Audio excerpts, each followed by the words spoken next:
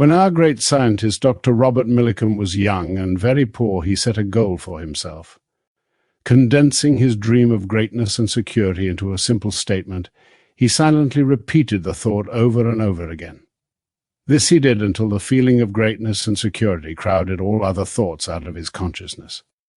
These are his words: "I have a lavish, steady, dependable income, consistent with integrity and mutual benefit." As I have said repeatedly, everything depends upon your attitude towards yourself. That which you will not affirm as true of yourself cannot develop in your life. Dr. Millikan wrote his dream of greatness and security in the first person, present tense. He did not say, "I will be great," or "I will be secure," implying that he was not great and secure.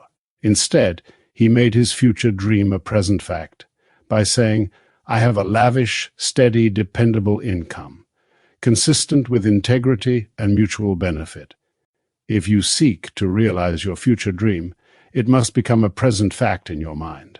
You must experience, in imagination, what you would experience in reality if you had achieved your goal, for the soul, imagining itself into a situation, takes on the results of that imaginary act.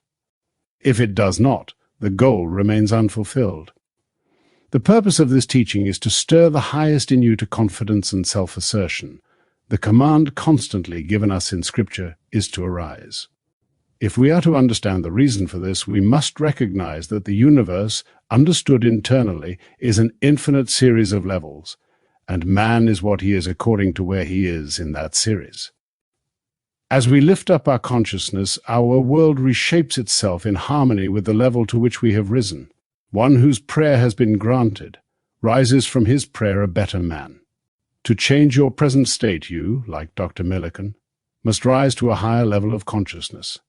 This rise is accomplished by affirming that you already are what you want to be, and assuming the feeling of your fulfilled desire.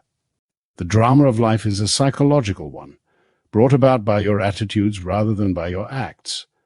There is no escape from your present predicament other than a radical psychological transformation. Everything depends upon your attitude towards yourself, as that which you will not affirm as true of yourself will not develop in your life. The meek men of the Gospels are not the proverbial poor, groveling doormats, as a meek man is generally conceived to be, but the Dr. Millikans of the world who, while poor and unproven, dare to assume wealth and greatness. These are the men who inherit the earth. Any concept of self less than the best robs you. And the promise is, "Blessed are the meek, for they shall inherit the earth." In the original text, the word translated meek means tamed, as a wild animal is tamed.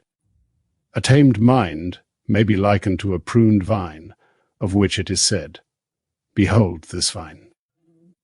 I found it a wild tree whose wanton strength had swollen into irregular twigs.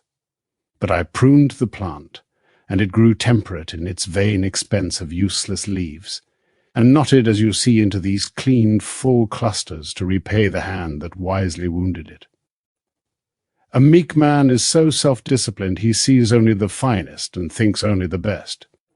He is the one who fulfills the statement, "Whatsoever things are true, whatsoever things are honest, whatsoever things are just, whatsoever things are pure, whatsoever things are lovely, whatsoever things are of good report, if there be any virtue, and if there be any praise, think on these things."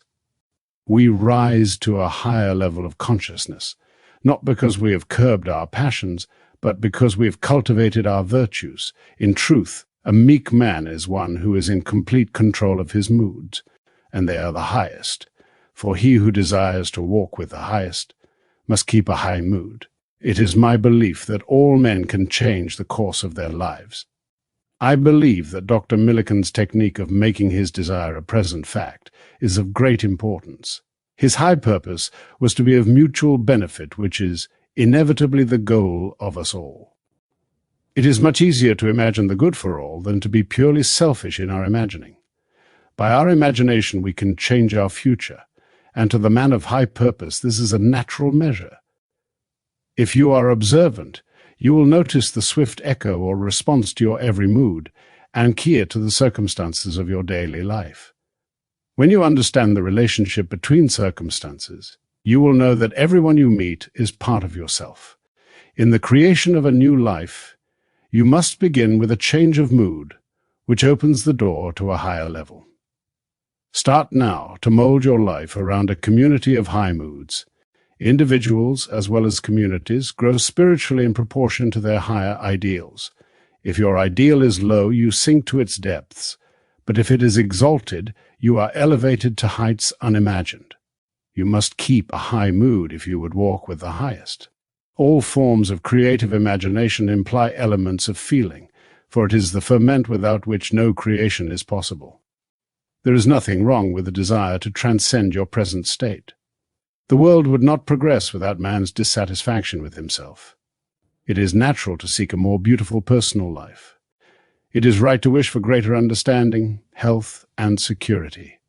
This is so beautifully stated in the 16th chapter of the book of John. Heretofore you have asked nothing in my name. Ask, and you shall receive, that your joy may be full. Accept my challenge. Embody a new and higher value of yourself as Dr. Millikan did. A nation can exhibit no greater wisdom in the mass than it generates in its units. For this reason, I have always preached self-help, knowing that if we embody a new and higher concept of ourselves, all other help will be at our service. The ideal you serve and hope to achieve is ready and waiting for a new incarnation, but it is incapable of birth unless you offer it human parentage. You must assume that you already are, what you hope to be, and live as though you were. You must know, like Dr. Millikan did, that your assumption, though false to the outer world, will harden into fact by your persistence. The perfect man judges not after appearances, but judges righteously. He hears what he wants to hear and sees only the good. Knowing the truth that sets him free, he is lead to all good. Character is largely the result of the direction and persistence of voluntary action. Therefore, think truly, and your thoughts shall the world's famine feed. Speak truly, and each word shall be a fruitful seed. Live truly, and your life shall be a great and noble creed.